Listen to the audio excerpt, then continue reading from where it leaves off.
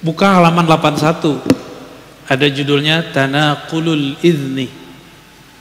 Bagaimana proses perizinan ijazah dalam dunia tarekat.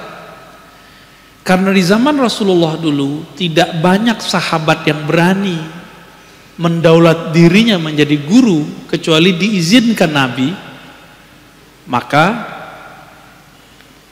sikap atau sistem yang ketat itu kemudian berkembang. Di abad kedua, kata Imam Amir Asy-Sya'bi, apa kata beliau? Dulu ilmu ini ilmu sudur, ilmu fikih kah, akidah kah, apalagi ilmu zikir itu ilmu sudur, ilmu dada, adanya dalam rohani. Namun ketika ilmu itu ditulis, syarakana man laisa minna, syarakana man laisa bi ahlin, maka ikut serta membaca teks tersebut orang yang tidak ahlinya. Semenjak saat itulah Muhammad bin Sirin mengatakan, apa kata beliau? Sammu lana rijalakum. Itu tertulis dalam Sahih Muslim bagian muqaddimah. Ketika sudah muncul orang-orang mengaku, maka diperlukan ijazah, sanad. Apa kata Muhammad bin Sirin? Kami setiap kali dengar orang mengatakan Nabi bersabda, ini zikir dari Nabi, ini kalam Nabi. Apa kata kami? Mana gurumu? Siapa gurumu? Siapa yang mengizinkan kepadamu? Sammu lana rijalakum. Sebutkan nama rijalmu, nama sanadmu, nama syekhmu. Kalau sekarang kamu lulusan mana? Yang mengasih ijazah kamu siapa? Boleh Pak. Cuma kalau ilmu hadis sama ilmu ini agak beda dikit. Kalau ilmu tarekat ini agak kenceng adabnya. Antum gak akan berani. Paling bahasanya agak lembut. Pak Kiai mohon izin, boleh dong cerita dulu proses Pak Kiai bertorikot sampai dapat izin. Itu ngulik Pak, caranya halus.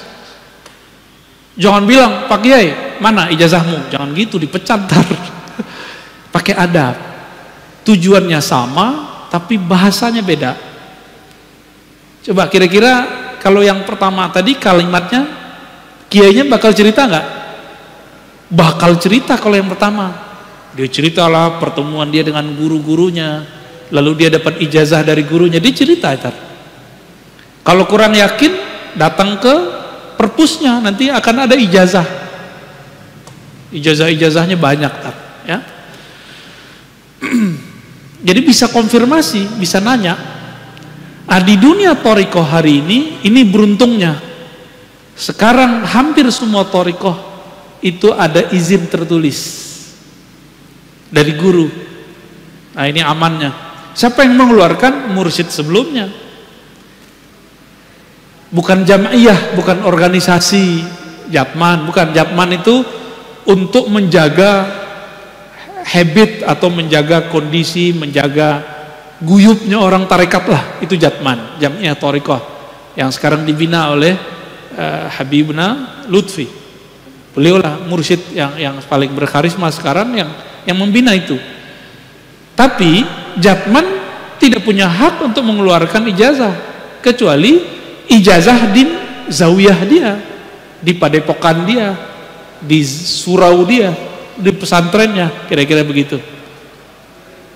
Namun banyak sekarang fakta bahwa banyak mursyid sudah tidak mengijazahkan, seperti Abah Anom, kalau di Banten Abah Ahmad Sukanta, dulu Bah Asrori di Surabaya udah gak nurunin ijazah Pak.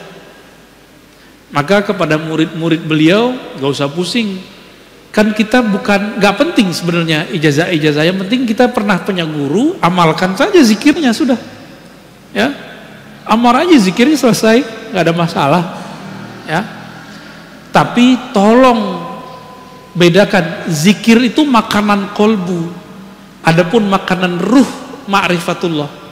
Dan ma'rifatullah lewat taklim, ta'rif, belajar ma'rifat kepada ahlinya. Gak mesti mursyid kita sendiri, bisa jadi orang lain. bisa jadi orang lain ya.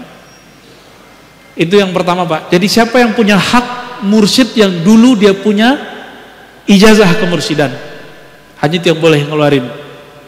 Jadi kalau dia bukan orang yang dapat ijazah kemursidan, walaupun ada 1.000.000 semiliar murid mengangkat dia, nggak berlaku, kecuali dia buat torikot sendiri. Buat aja torikot sendiri nggak ada apa-apa, boleh juga kok. Yang kedua tadi, saya lupa Pak. Apa tadi? Oke, baik. Baiat ruh. Bapak masih ingat gak? Nggak ingat kan? Nah, kita sebut itu amnesia ruhani.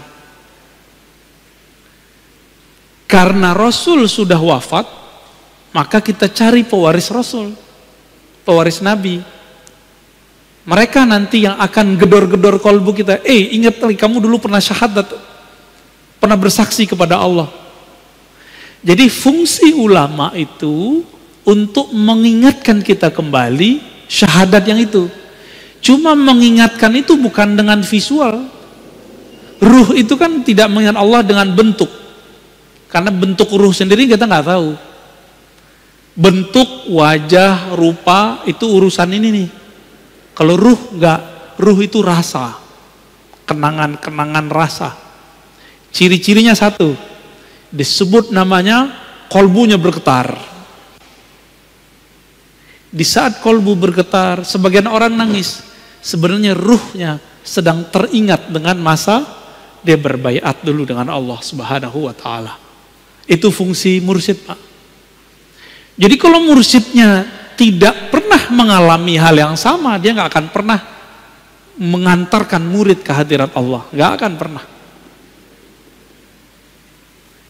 Jadi si mursyidnya aja nggak bergetar kalau zikir, gimana dia bisa menggetarkan orang lain? Kira-kira begitu, ya. Itu Pak. Wallahu a'lam bishawab. Fadhal.